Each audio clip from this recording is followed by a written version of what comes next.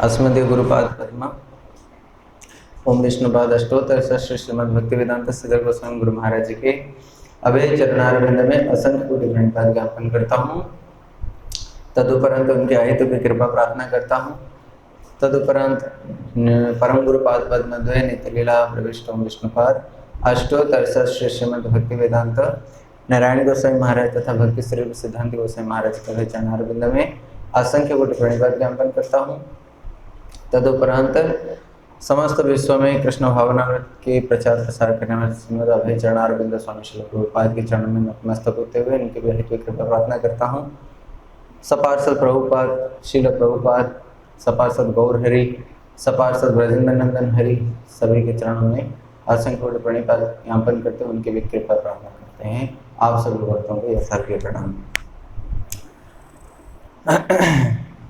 बड़े दिन बाद, एक महीना नहीं ज़्यादा, तो ये बहुत सुंदर महीना हमारे लिए पुरुषोत्तम मास है, चतुर्मास के मध्य में। और कल हम लोगों ने थोड़ा सा मंदिर में जब कथा किया था, आप थे ना, नरसिंह भगवान के प्राकट्य जो इस महीने में हुआ है। ऐसे भागवतम की आज एक सुंदर प्रसंग हम लोग पाठ करेंगे। वो है वित्रासुर प्रसंग, है ना।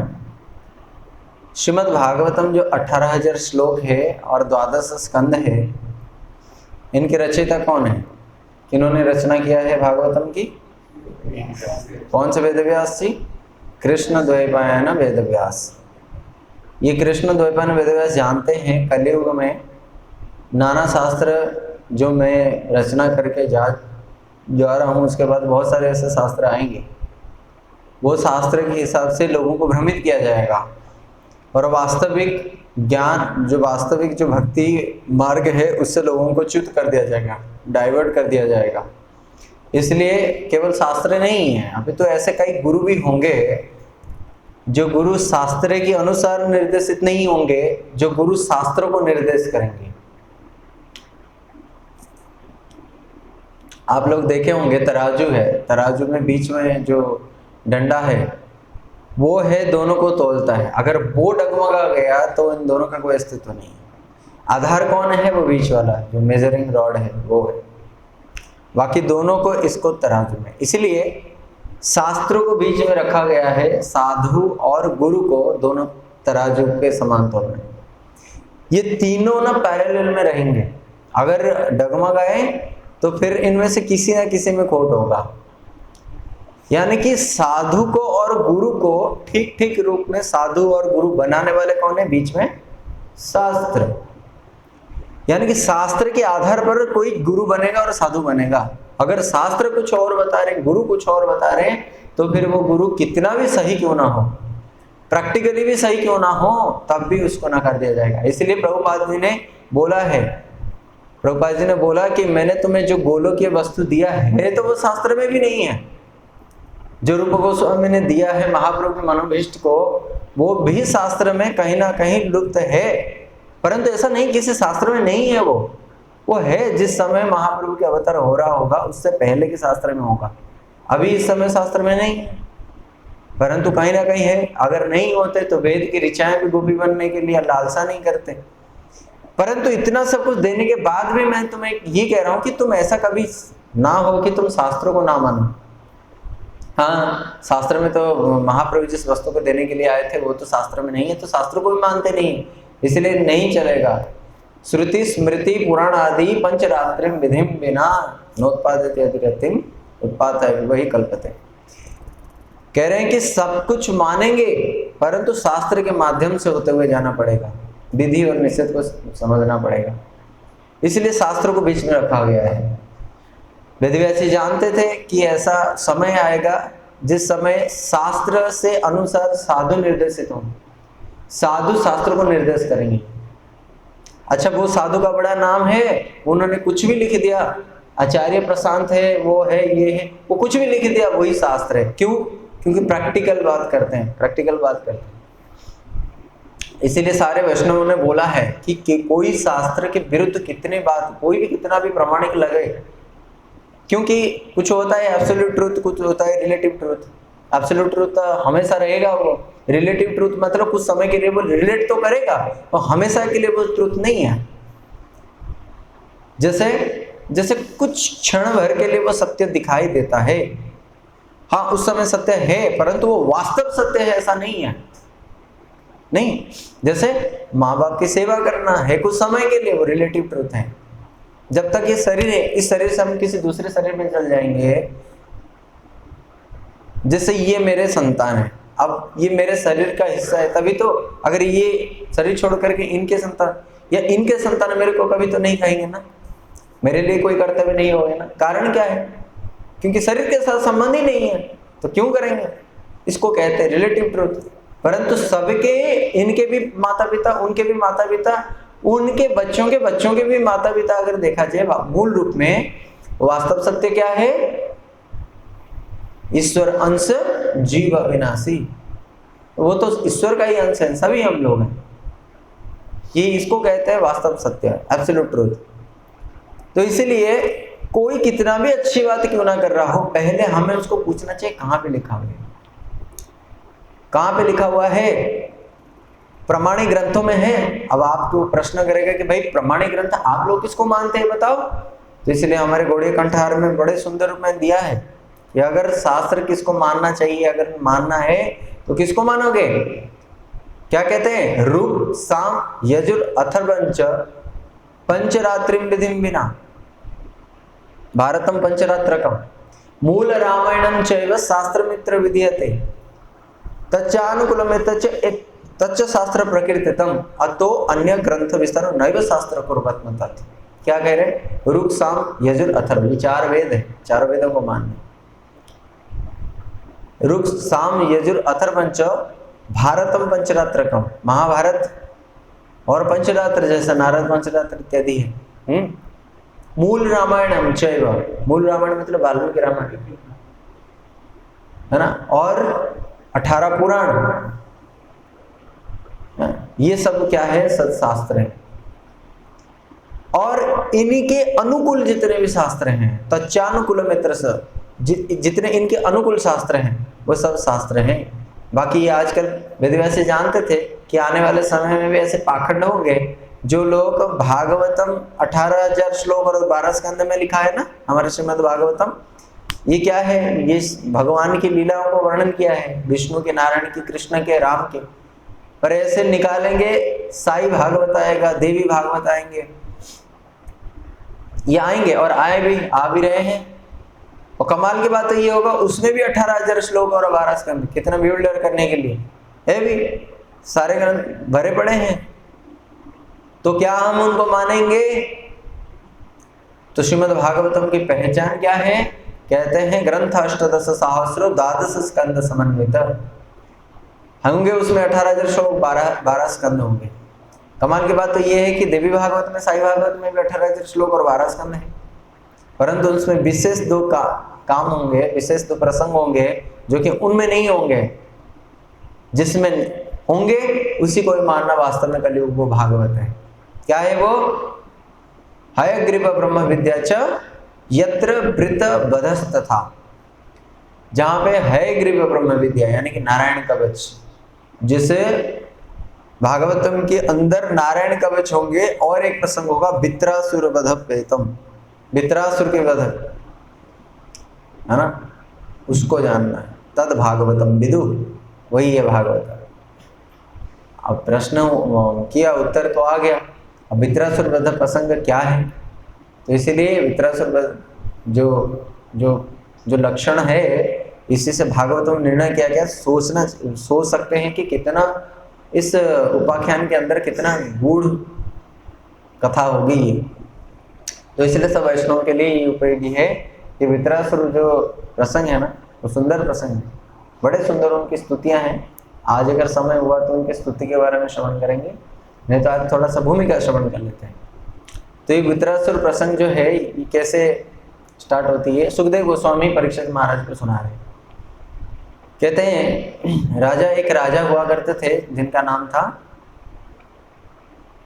एक ऋषि हुआ करते थे जिनका नाम था त्वष्टा ऋषि। त्वष्टा करके एक ऋषि हुआ करते थे। हाँ, अब त्वष्टा ऋषि जो थे उनके एक पुत्र थे जिनका नाम था विश्वरूप। हाँ, तो त्वष्टा ऋषि जो थे इन्होंने असुर कुल के एक पत्नी को विवाह किया, असुर कुल के एक कन्या को विवाह किया था।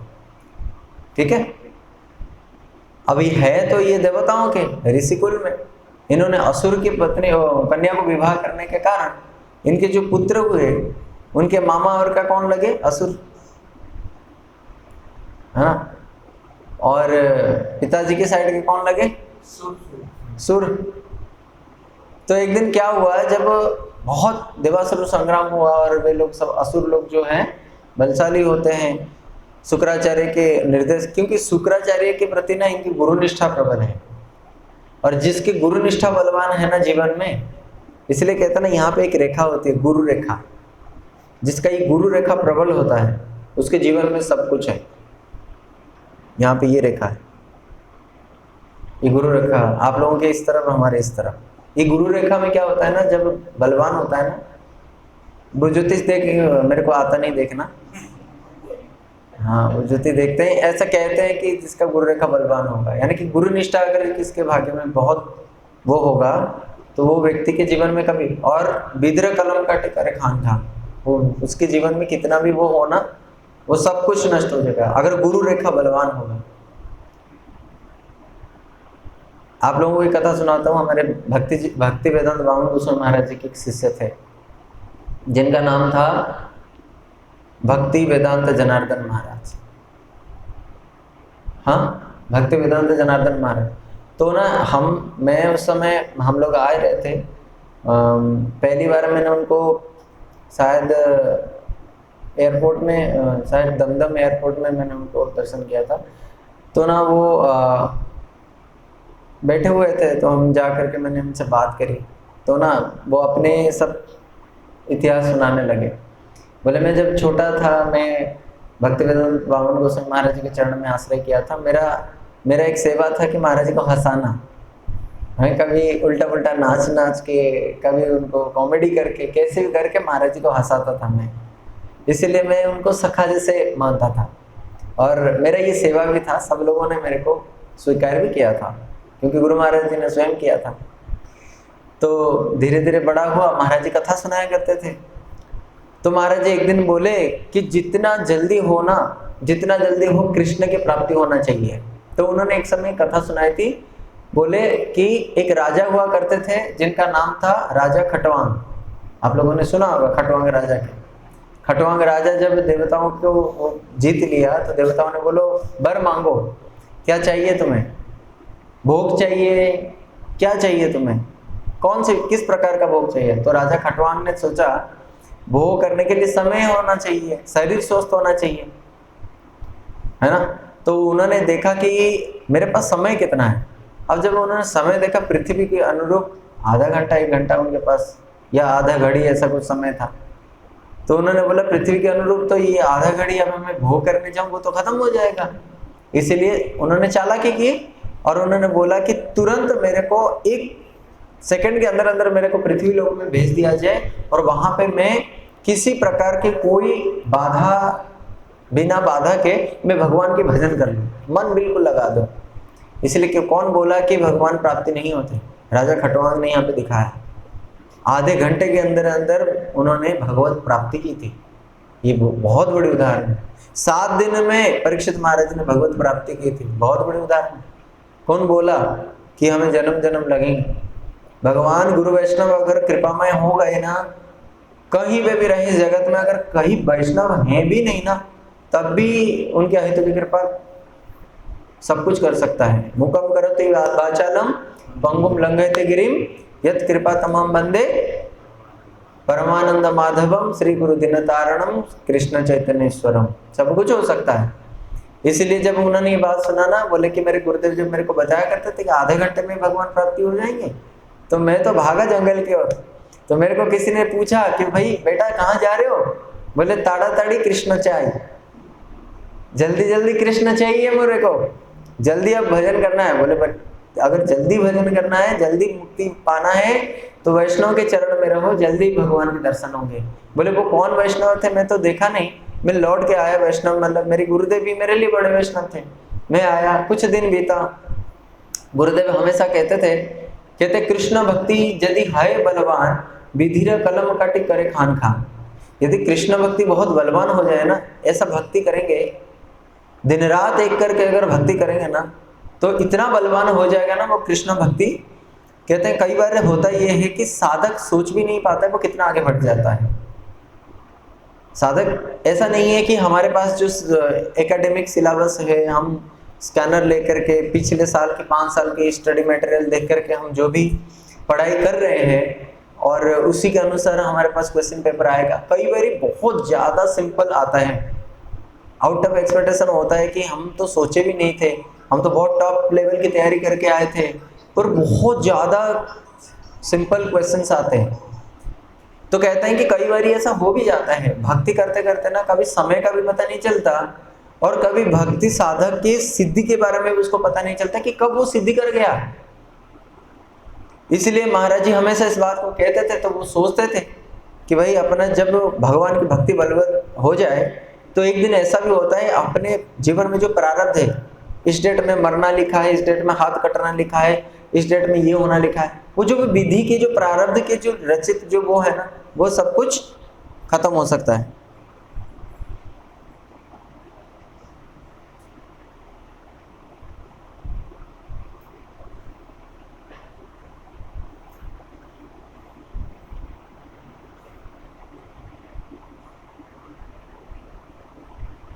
तो महाराज जी ये सोचते थे हमेशा।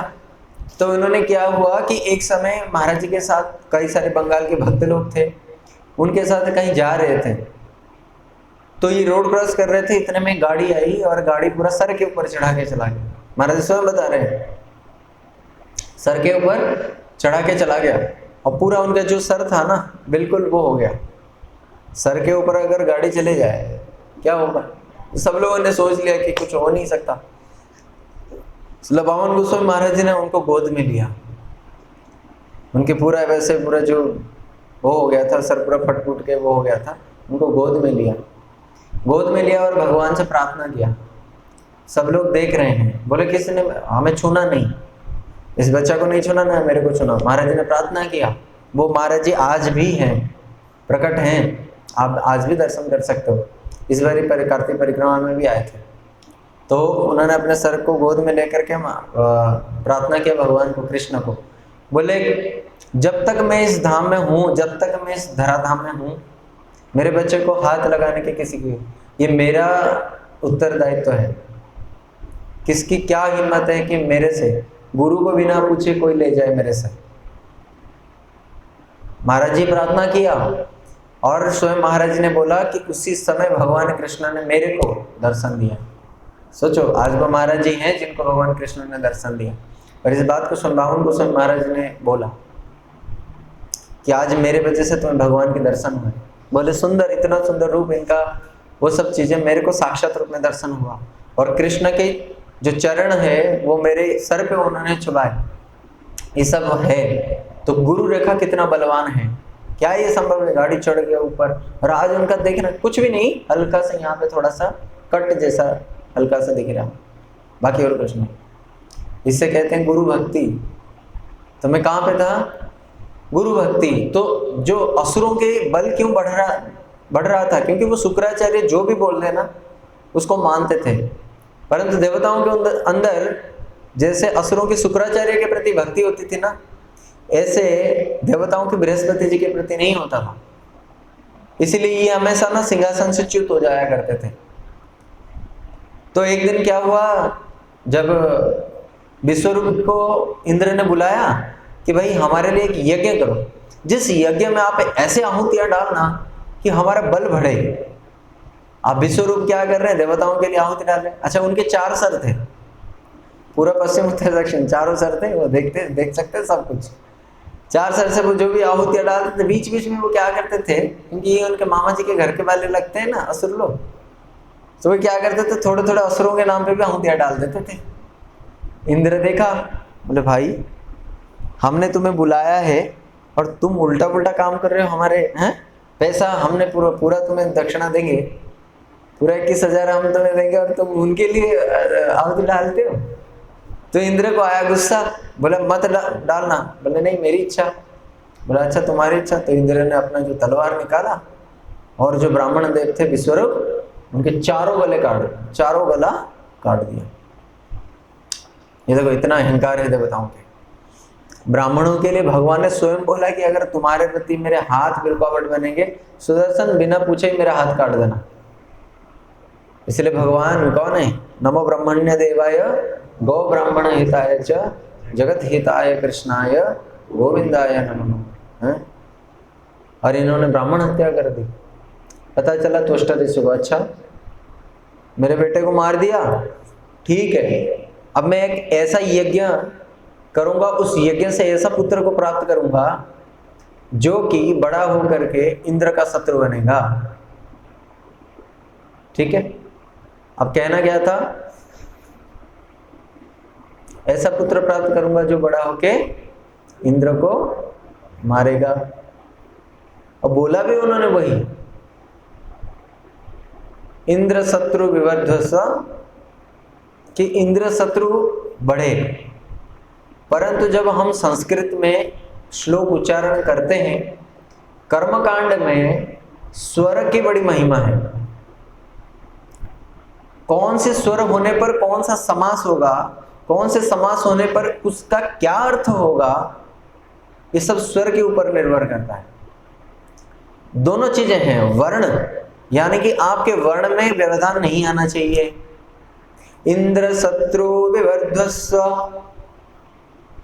इंद्र शत्रु, शत्रु नहीं शत्रु, विवर्धस्व बोलना, इसमें तो कोई त्रुटि नहीं होना चाहिए, परंतु उसमें भी ऊंचा स्वर में या नीचे स्वर में। स्वर का भी तो है, ये हारमोनियम है, कहाँ है? हाँ, तो हारमोनियम में कितने सुर हैं? 12 स्वर होते हैं, मुख्य 7 स्वर तो होते हैं।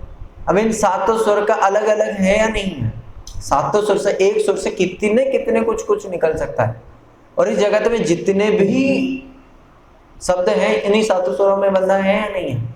स्वर का महिमा है या नहीं है?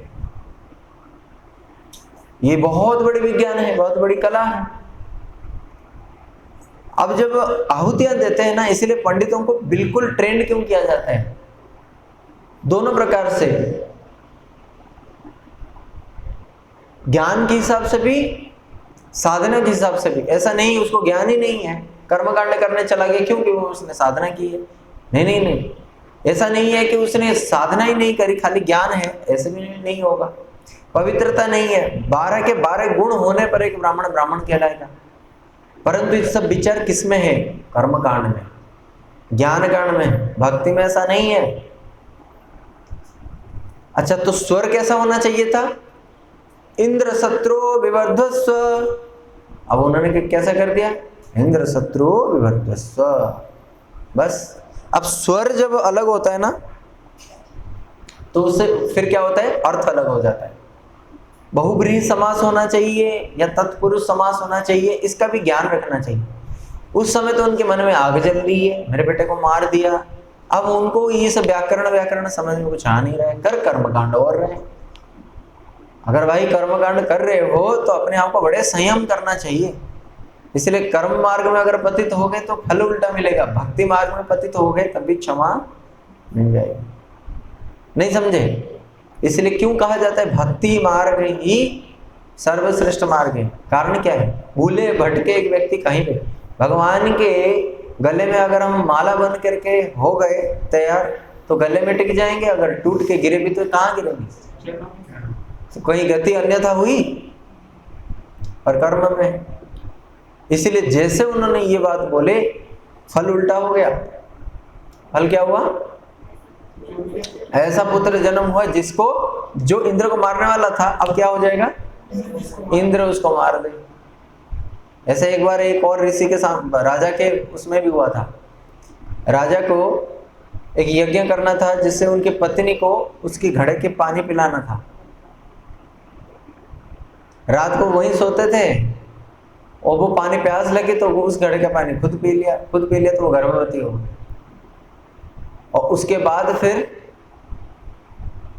बहुत वो करके उनके क्या किया गया, जब वो आए, अब क्योंकि वो दूध पिलाना, परंतु फिर उन्होंने देवता को तपस्या प्रार्थना किया, फिर इंद्र अपने अंगूठी उनके मुंह में चिसवाए, फिर वो मांधाता ऋषि बन करके आते हैं, और सारा स्टोरी है ना। इसलिए बड़ा ध्यान रखना चाहिए, देवता जो होते हैं ना वो मंत्र के अधीन में होते हैं। मंत्र जो होता है वो ब्राह्मणों के अधीन में होता है, और ब्राह्मण किसके अधीन में होते हैं? ब्राह्मण हमेशा पवित्र स्वच्छता साधन के अधीन में होते हैं। ब्राह्मण के जीवन में अगर ये सब नहीं है, तब ज्ञान, तो उनका मन मंत्र भी काम नहीं करेगा, और मंत्र काम नहीं करेगा तो देवता बस में नहीं होंगे। अब कितने में आहुतियाँ डालो, अगर आपके पास, जैसे आपके पास सर्टिफिकेट है तो आप कर सकते हो ना भाई, आप डॉक्टर हो, एम्स के सर्टिफिकेट आपके पास होना चाहिए। आप सीए हो तो आईसीआई का आपके पास होना चाहिए। तो सब अथॉरिटी देने वाले बैठे हुए। तो अगर ऐसा नहीं है, आचार्य परंपरा नहीं है, तो सब कुछ वृथा हो जाएगा। एक समय ऐसा ही हुआ था, एक ब्राह्मण था जिसका पत्नी बहुत बीमार था। अब वो ब्राह्मण काली की माता की, काल भैरव के बड़े भक्त थे। अब वो देखे कि अपना जो शरीर है, बड़ी पत्नी की जो भार्या की जो शरीर है बहुत खराब होता जा रहा है, तो काली माँ के पास गए और बोले कि काल भैरव रक्षति। नहीं, उन्होंने बोला कि माता को प्रार्थना किया, तो उन्होंने बोला तुम्हें काम करना, जाके बोलना काल भैरव रक्षति। अब उनको सुनाई कम दिया, उन्होंने जाकर के बोला काल भैरव भक्षति, काल भैरव भक्षति। अब भक्षति भक्षति कर दिया तो भैरवी उठ के आई और उनको खा गई। समझ में? ये है कर्मकांड में। और भक्ति में कैसे, आप लोगों ने सुना है, दस्यु थे रत्नाकर, उन्होंने उल्टा किया, परंतु फल कैसा मिला उनको? और इन्होंने सीधा ही किया था, थोड़ी सी गलती, सूर्य से, वर्ण से तो नहीं था ना, इंद्र शत्रु विवाद, इसमें तो कोई कमी छोड़े नहीं था ना, छोड़े थे? नहीं, उल्टा हो गया ना। इसलिए आजकल क्यों कहते हैं भाई पितरों का दोष हो रहा है, ये हो रहा है, वो हो रहा है? क्यों? पितर इतना कोई काम करके भी गए नहीं कि इतने भी दोष होंगे। पितर जब रहते होंगे ना उस समय में उनका इतना दोष नहीं है, और जाने के बाद और ज्यादा ही दोष होने लगा है। इसके पीछे कारण क्या है? श्राद्ध के दिन अगर एकादशी पड़ जाए तो श्राद्ध को दूसरे दिन में करना चाहिए। उस दिन क्या करते हैं, श्राद्ध को, एकादशी छोड़ देते हैं और श्राद्ध में दान देते हैं, अनाज वगैरह देते हैं। वो ब्राह्मण भी खाते हैं उसको, और उसी दिन खाते हैं, संकल्प ले लेकर के खाते हैं। गरुड़ पुराण लिखा है, अगर ऐसी हो जाए, ऐसी बात हो जाए तो ना जो मेंस्ट्रुअल वेस्ट होता है ना स्त्रियों का, उनको वो भी नसीब नहीं होगा, वो वहां से गिरेंगे जहां से हैं, बिल्कुल उनके नरक भी गति नहीं होगी। ऐसे बातें लिखा है, पद्म पुराण पढ़ लेना। मैंने एक नोट्स बनाया था उसमें, श्राद्ध के टाइम में हिमालय वो आता है ना, वो पितरों का जो पक्ष आता है दशहरा के समय, मैंने पूरा बनाया था, कहाँ से ढूंढ करके बनाया था, परंतु लोगों को पता नहीं है, एकादशी की महिमा पता नहीं है, और क्या कर रहे हैं उल्टा। तो ऐसे होने में क्या होगा, पितर और अशांत होंगे, है ना भाई। उतना उनकी गलती नहीं थी, ये कहाँ से उनका लोक का पतन करा है। पितरों का भी कई सारे वो होता है, किसी कुत्ते की योनि में आज जो उनको मिल रहा है वो भी क्या है। आज मान लो कोई कुत्ता घूमता फिरता कोई रोटी खा लेता है, तो ऐसा मत सोचो कि उसने कोई कर्म किया था रोटी मिला। कहीं किसी योनि में, किसी ब्रह्मांड में उनके बेटा बेटी कोई कुछ उनके लिए पिंड दिया होगा, तब जाकर के उसको वो वहां पे टुकड़ा मिला। ऐसा मत सोचो, ये सब कुछ कर्म में ना बंधे हुए हैं हम सब लोग, आगे का पीछे का, इधर का उधर का, पूरा का पूरा वो है। ये सारे इक्वेशन हम लोग नहीं समझ सकते। इसलिए उलटा नाम जपत जग जाना, वाल्मीकि भय ब्रह्म समाना, नाम ले तब भव सिंधु सुखाई, विचार करह सुमन मन माही। उल्टा नाम जप करके। उदाहरण क्या दिया, जैसे भूमि में अगर कोई अनाज गिर जाए तो क्या होगा, उल्टा डालो सीधा डालो, जामे भूमि पड़ा उल्टो सीधो बीज। पर कैसे आता है? वो सीधा आता है ना। ऐसे उल्टा भगवान के नाम भी लो, सांकेत्यम पारिहास्यम स्तोभम हेलन में बाबा। भाई दो प्रकार से भगवान के नाम लिया जाएगा, एक तो जीवा से, दूसरा अपने भावना से। यहाँ पे दोनों का ही मूल्य नहीं है। मूल्य है तो किसका है? भगवान के नाम का।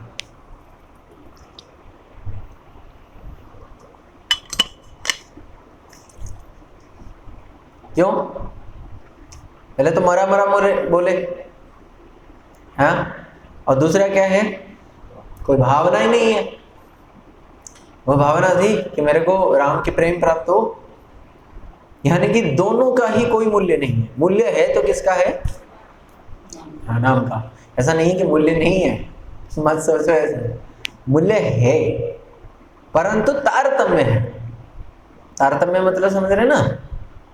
हाँ, जैसे पहले एक व्यक्ति भागवत में आया कि भागवत में बैठने से सब कुछ मिलता है, भगवान के नाम से ताली बजा के लेना चाहिए, तो वो ले रहा है। क्यों ले रहा है? वो सब कुछ मिलता है, उसको ये भी चाहिए, इसलिए। अब वो भजन करने लगा तो वो देखा कि संसार तो सब कुछ छूटने वाला है। अब भी वो भगवान का नाम ले रहा है, पर अब उसके मन में ये नहीं है, संसार दुख है, दुखमय है, इसको टपक के जाना है हमें बस।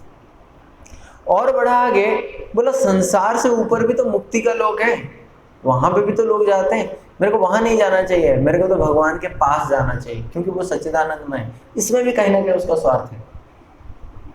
जब उसके बाद उसने सोचा कि यार भगवान की सेवा, अब तक तो वो अपने लिए सोचता था, पहले तो पैसा मिलेगा इसलिए नाम लिया, फिर उसके बाद दुख से निवृत्त हो जाएगा इसलिए लिया, उसके बाद उसको सुख मिलेगा इसलिए लिया।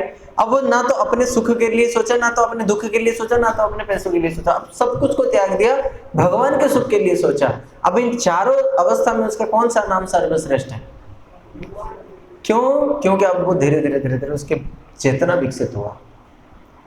इसलिए ऐसा नहीं है कि मतलब भगवान के नाम के लिए भावना की जरूरत नहीं है, क्योंकि भक्त भावग्राही जनार्दन, भगवान को तो भावना से है ना।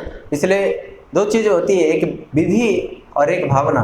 अगर आपको भावना आता नहीं है, भगवान के प्रति वो नहीं है, तो विधि पूर्वक करो, 16 उपचार करके करो, माला पहनाने जैसे ऊपर करो, करते करते करते करते फिर एक दिन तुम्हें विग्रह के प्रति भावना आएगी। और अगर तुम्हें वो भी नहीं पता तो सब्र की जैसे भावना से करो, अगर आपके पास भावना है।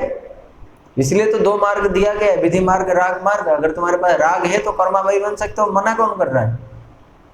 अगर वो नहीं है तो दक्षिण भारत में जाओ, पंडित पुजारी कैसे मर मर करके सेवा करते हैं। ऐसा नहीं कि उनके अंदर भावना नहीं है, कर सकते हो तो ऐसा ही करो।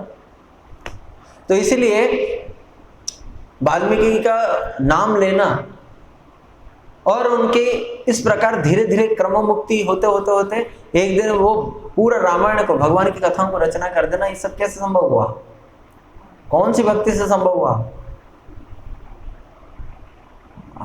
इसलिए ऐसे बहुत उदाहरण है, ऐसे बहुत उदाहरण है।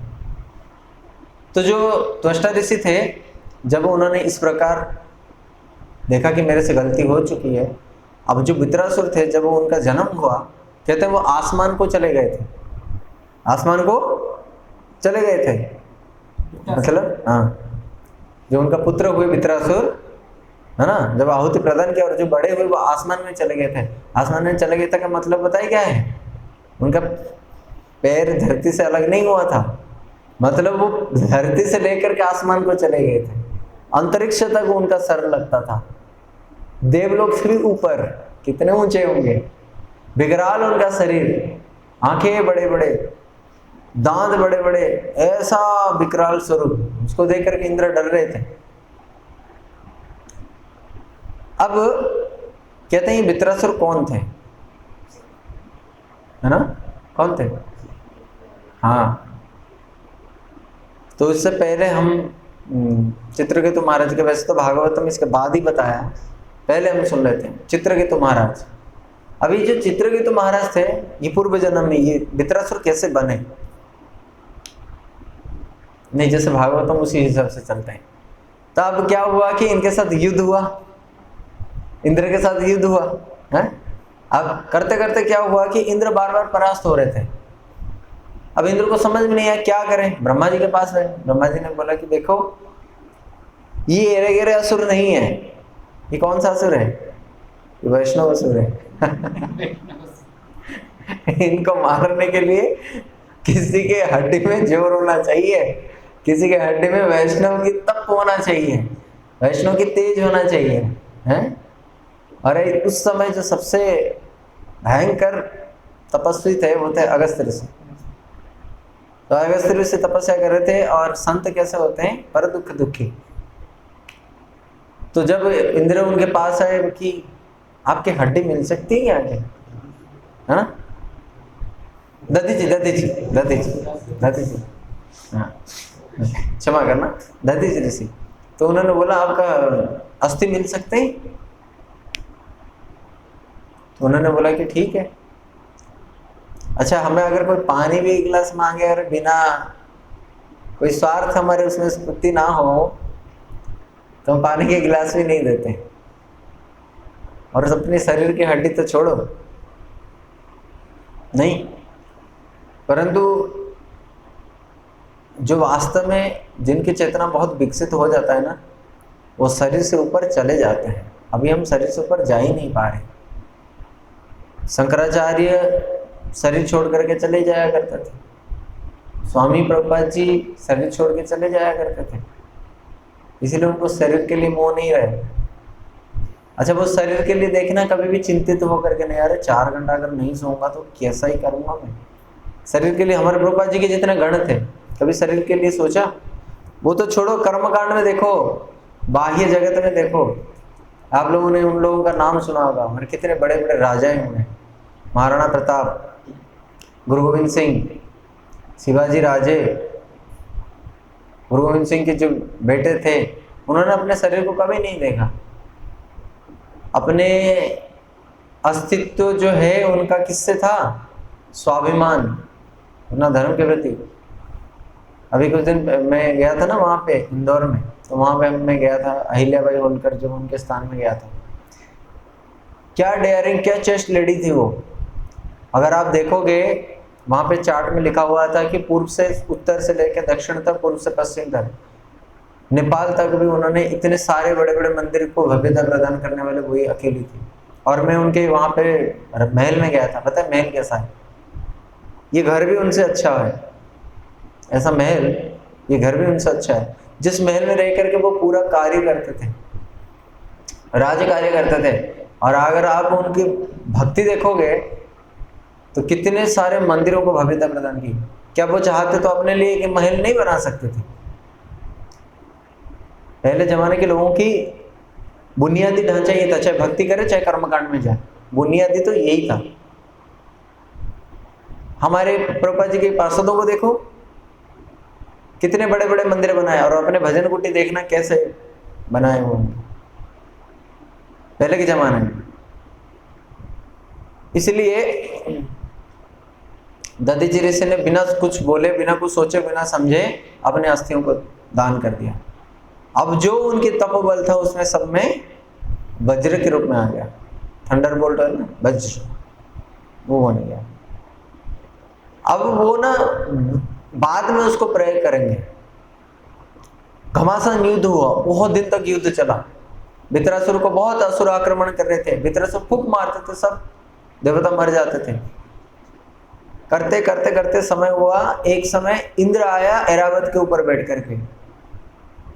इंद्र ने ऐरावत को बोला, ऐरावत को इतने जोर से मारा कि ऐरावत के दांत सूंड सब टूट गया, वो जाके गिरा, खून हो गया और बहरा हो गया, आंखें वो हो गए उसके। ये ऐरावत भी साधारण नहीं है, जो समुद्र मंथन हुआ था ये ऐरावत भी प्रकट हुआ था, है ना। तो इंद्र ने देखा, भाई साहब मेरा तो गाड़ी पंचर कर दिया इसे, जाऊंगा कैसे भी। फिर इंद्र ने बहुत क्रोधित होकर के फिर उनको उनके हाथ काट देते हैं वज्र से, हैं। फिर वहां पे वित्रासुर जो है वहां पे वो बड़े सुंदर वहां पे क्या कहते हैं, इंद्र को गाली करते हैं कि अरे मूर्ख, ब्राह्मण की हत्याकारी, ब्राह्मण की हत्या से भी ना डरने वाला व्यक्ति, अगर तू सच में वीर है तो तू मेरे को मार के दिखा। और तू किस बात का डर रहा है? तू जल्दी मेरे को मार। क्योंकि जो शरीर है ना, ये भगवान के मिलन में बाधा है। क्या असुर योनि भगवान के मिलन में बाधा है। तू मेरे को मार दे भाई, क्योंकि तू जब तक नहीं मारेगा तब तक मैं इस शरीर से मुक्त होकर के भगवान के धाम नहीं जा पाऊंगा। इंद्र सोच रहे हैं भाई पहले तो ब्रह्म हत्या किया था, ये तो भगवान की बात कर रहा है, तो वैष्णव होगा, इसको मारूंगा तो वैष्णव हत्या और ब्रह्म हत्या से छुटकारा मेरे को नहीं मिला था। ब्रह्म हत्या जब लगा था ना, उस ब्रह्म हत्या को फिर उन्होंने 4 भाग में बांटे थे। ये तो वैष्णव और है, ये भगवान भगवान चिल्ला रहा है, अब इसको मारूंगा तो मेरे को तो वैष्णव हत्या के पाप और लगेगा। ब्रह्म हत्या से करोड़ गुना वो तो पाप में आ जाएगी, तो अपराध में आ जाएगा, इससे तो मेरे मुक्ति नहीं होगी। तो फिर वहां पे ना वो बड़े सुंदर स्तुति करके कहते हैं कि तू चिंता मत कर, तो इसीलिए ही हो देवता के पद में, तुम इसलिए बैठे हो, तुम असुरों को मारोगे। और ये मेरी स्वयं की इच्छा है, मैं केवल नाटक करूंगा तुम्हें मारने की, पर वास्तव में प्रहार तुम ही करोगे मेरे को। जैसे भीष्म क्या कर रहे थे, भीष्म केवल हल्का फुल्का, अगर भीष्म उस समय जिस समय उनके सारे शरीर में तीर से बिंद दिया गया था ना, उस समय भी देवव्रत के अंदर इतना वो था कि एक तीर भी वो मारते ना संकल्प करके तो 5 पांडव मर जाते उस समय तक भी, क्योंकि उनको इच्छा मृत्यु का वरदान प्राप्त है। और तो और छोड़ो, वो स्वयं नित्य सिद्ध भगवान के परिकर है, वो कैसे हो सकता है।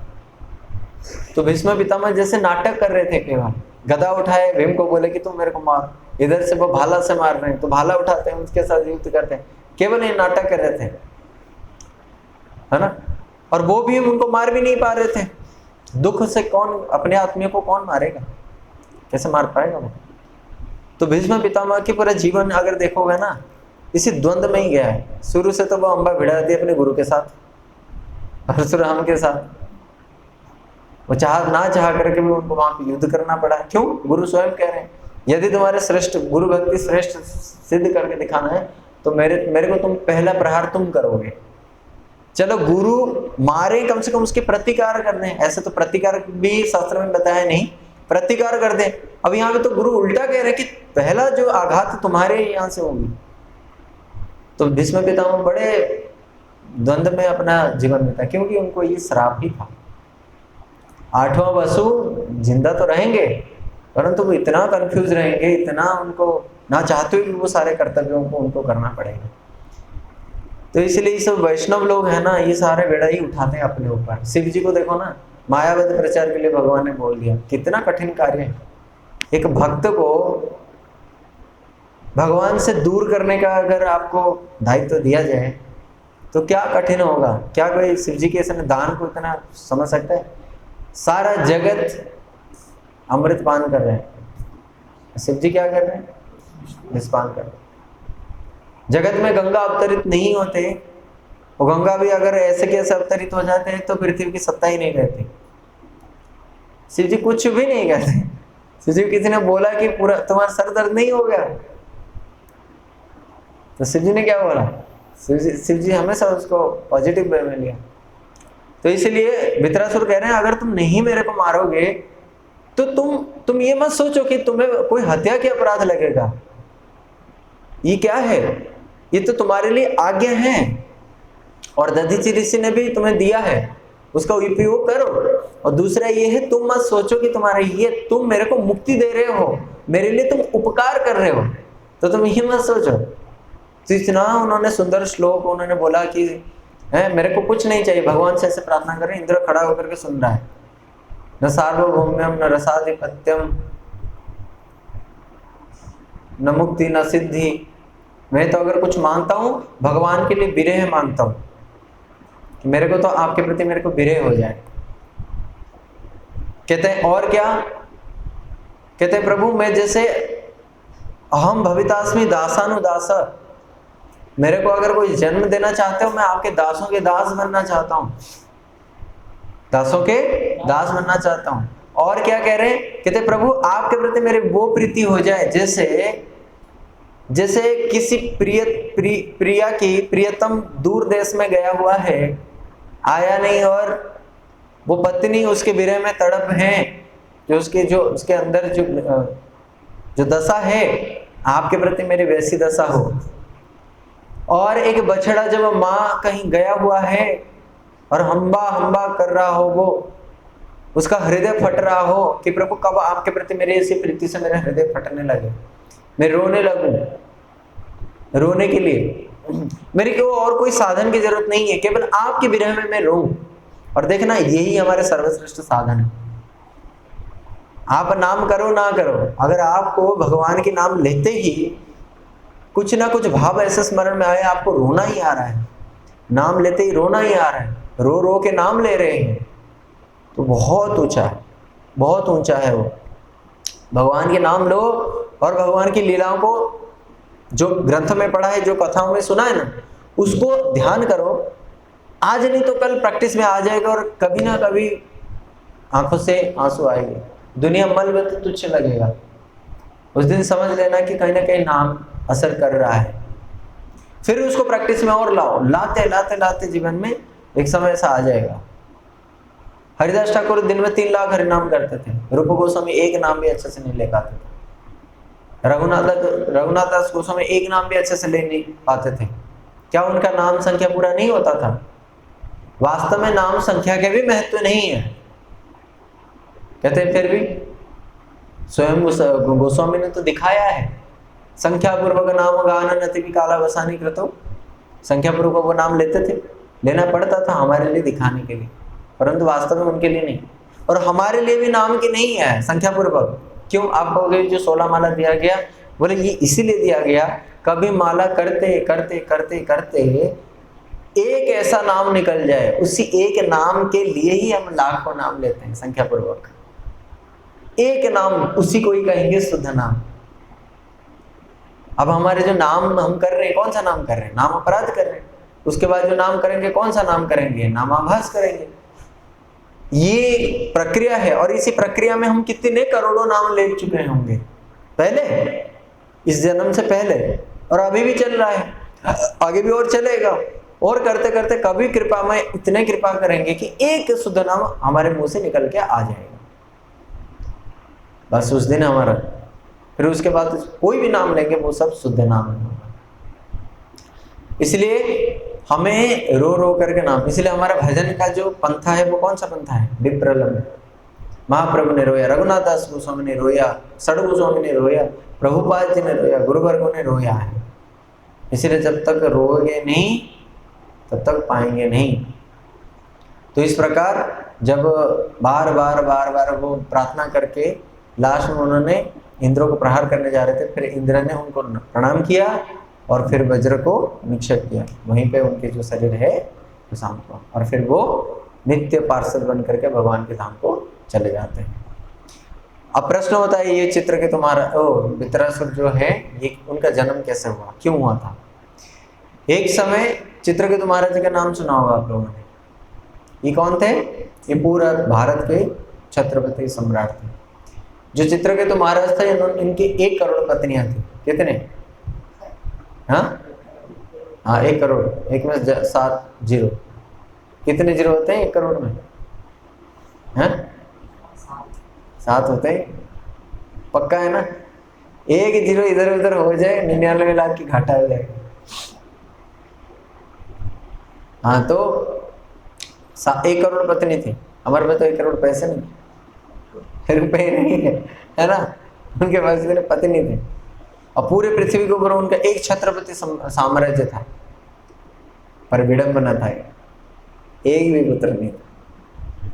पत्नी कितने? 1 करोड़। इसे कहते हैं अभागा।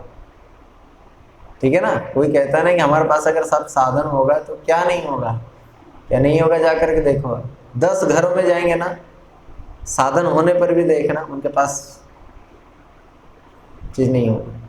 पैसा है, खाना खा नहीं पा रहे, खाना खा नहीं पा रहे, दवाई खा रहे हैं।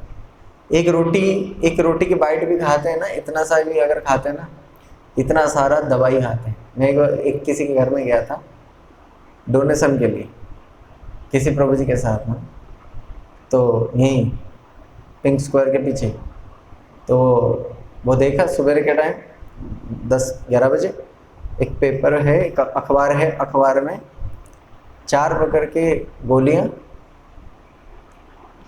4 प्रकार की गोलियां, मतलब एक उसमें 4 गोलियां हैं कलर में, और ऐसे 6 जगह है, तो कितने गोलियां हुए? 24। और छोटे छोटे कुछ और गोलियां हैं, और इधर पूरा होम्योपैथिक का वो पड़ा है।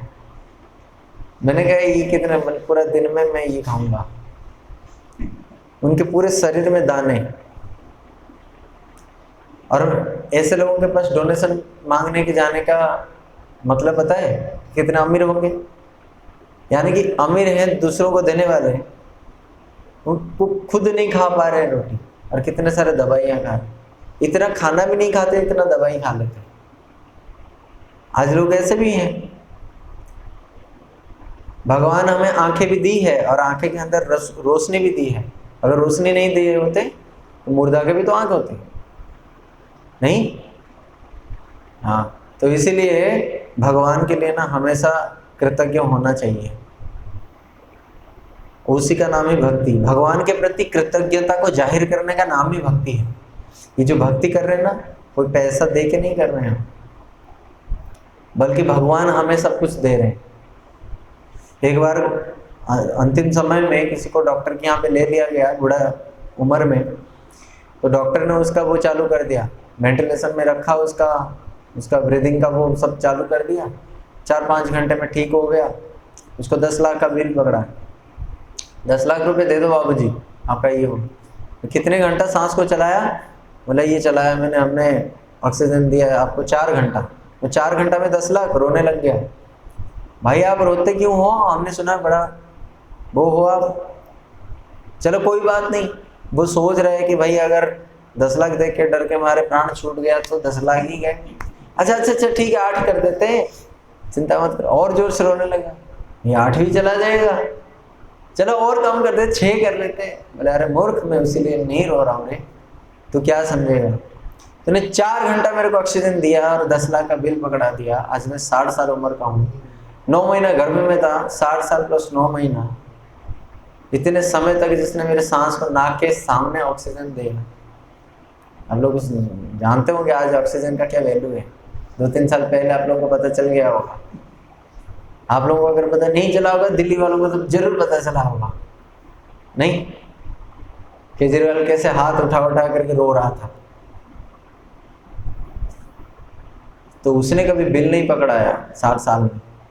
और मैं इसलिए रो रहा हूँ, अगर वो 4 घंटा के हिसाब से 60 साल के बिल बनाएगा तो कहाँ का रह जाऊंगा मैं, क्या दूंगा मैं? इसीलिए हमें हमेशा भगवान के लिए थैंकफुल होना चाहिए। इसी का नाम है भक्ति। भगवान की कृतज्ञ होना ही वास्तव में भक्ति है। ठीक, तो इस प्रकार से चित्रकूट महाराज जी के पास सब कुछ होने पर भी एक भी संतान नहीं था। नारद जी को प्रार्थना किया, नारद जी ने बोले देखो भाग्य में जो चीज नहीं है उसको जबरदस्ती मत करो। आप लोगों ने कथा सुनी होगी, आत्मदेव ब्राह्मण था, जबरदस्ती उसने फल प्राप्त किया तो उसको कैसे मरना पड़ा। इसीलिए मना किया, बोले नहीं आप जो ना करे लकीरी सो करे फकीरी। फकीर साहब सब कुछ कर लेते हैं, तो भाग्य में भी नहीं होता वो भी दे देते हैं। अरे अगर इतना ही है तो लो। बोले इसका नाम क्या होगा? अब वो तो आनंद में वो हो रहे थे, उन्होंने बोला हर्ष सो। अब उन्होंने इतने आनंद में थे, हर्ष तो सुनाई दिया, शोक को सुनाई नहीं दिया। हर्ष मतलब आनंद, शोक मतलब दुख। आनंद तो सुनाई दिया क्योंकि आनंद में थे। फल लिया और अपने पहली पत्नी को दे दिया। पहली पत्नी गर्भवती, बड़े सुंदर गर्भ धारण किया, बड़े अच्छे तरीके से सुंदर बच्चा भी हुआ। अब पत्नी, जिस पत्नी से उन्होंने संतान प्राप्त किया था, उनके प्रति उनका ध्यान ज्यादा जाने लगा। बाकी 99,99,999 तो ऐसे घंटे को देख ही रहे थे।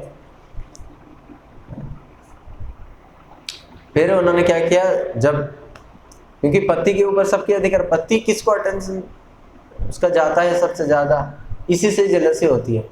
अब उन्हें करते करते कितने साल कर भाई, 1-2 महीना 3 महीना, पर हमेशा के लिए अगर ऐसा हो जाए। 10 साल का जब बेटा बड़ा हुआ, सब लोगों ने उसको जहर देके मार दिया। जब था ही नहीं था नहीं, जब हुआ, होने के बाद इतना सब कुछ देखने के बाद जब वो बच्चा मर जाता है 10 साल की उम्र में, पिता को कितना कष्ट होगा। ये थे वो चित्रकूट महाराज। एक समय ये आकाश मार्ग में जा रहे थे, शिव जी पार्वती जी को अपनी गोद में बिठा के बड़े बड़े साधु संतों को, ऋषि मुनियों को, वेदव्यास, नारद, भृगु, पराशर, कुछ देवता भी बैठे हुए थे, वशिष्ठ, विश्वामित्र, सब लोग बैठे हुए थे। कौन कथा सुना रहे? किसको गोद में लेकर? पार्वती को। ऊपर से चित्रकेतु महाराज जी जा रहे थे, वाह भाई बढ़िया जमाना आ गया है, स्त्री को गोद में लेकर के वैराग्य की बात है। अच्छा अच्छा, जैसे हिमालय में भुरुंड पक्षी रहते हैं ना, वो हमेशा अच्छा उपदेश करते हैं ठीक उल्टा। भुरुंड जैसा स्वभाव के ये जो उन्होंने जो सरकास्टिकली बोला ना, ये बात चुप गया शिव जी को नहीं, पार्वती माता को। तो उन्होंने देखा, बोला अच्छा आप इतनी हिम्मत है, मेरे पति वो तो माया के अतीत हैं, वो तो माया को गोद में लेकर के, मैं तो माया के स्वरूप हूँ, वो माया को गोद में लेकर भगवान की कथा कर रहे हैं। मतलब भगवान की कथा की क्या महिमा है कि माया भी उनको स्पर्श नहीं कर पा रही है, पर आपको देखा नहीं। परंतु चित्रकेतु महाराज शिव जी के स्वरूप को जानते हैं, अनुभव किया है, क्योंकि ये दोनों गुरु भाई लगते हैं। शिव जी के गुरु संकर्षण है, चित्रकेतु महाराज जी के भी गुरु संकर्षण है, दोनों गुरु भाई लगते हैं। शिव जी तो जानते ही मेरे को क्या किया है और कटाक्ष किया है, पर पार्वती समझ नहीं पाई, तुरंत उन्होंने अभिशाप दे दिया। इसलिए कोई भी कार्य करते ना, एकदम से मुंह से बाणी निकल जाए ना, फिर तो बहुत बहुत। पार्वती ने बोला कि तुम इस प्रकार जो कटाक्ष किया है असुरों की भांति, इसके बाद तुम असुर योनि में चले जाओ। शिव जी बड़े दुखी हो गए, मेरे पार्वती तुम्हें समझ में नहीं आया, तुम बहुत बड़ी गलती करते, वो बहुत बड़े वैष्णव है, तुम समझ नहीं पाए वैष्णव के स्वरूप। वैष्णव क्रिया मुद्रा विज्ञ न बुझाए, वैष्णव क्या करते हैं उसको, उसकी डायरेक्ट उनकी उस क्रिया को देख करके हम उसको जज नहीं कर सकते हैं। वैष्णव कैसे हैं, क्या है, उनकी मुद्रा क्रिया ये सब देख करके विज्ञ भी समझ नहीं पाते हैं, और हम तो कहीं का कुछ भी नहीं है। वैष्णव चिन्हित नारे वेदेर सकती, वैष्णव को पहचाना वेदों पे भी शक्ति नहीं है। और पार्वती तुमने एकदम से कॉम्प्लीमेंट दे दिया, ये तो तुमने गलत किया ना। फिर पार्वती ने उनको बोला कि जो अगर मेरे वाणी के प्रभाव से आपको ये दशा प्राप्त होगी, तो तुरंत आपकी उसी जन्म के तुरंत बाद ही आपको भगवत की प्राप्ति। ये वैष्णव का आशीर्वाद है। कुल मिला के क्या हुआ, चित्रकेतु महाराज जी का तो बेड़ा पार ही हुआ ना, एक योनि में और चले गए सही। तो इस प्रकार से अगला जन्म उनका वित्रासुर, और फिर उसके बाद वो भगवान के धाम को चले जाते। ये है प्रसंग, जिस प्रसंग से ही भागवतम को, श्रीमद् भागवतम को जाना जाता है। बोले वित्रासुर महाराज की, बोले चित्रकेतु महाराज की, निताय गौर प्रेमानंदे।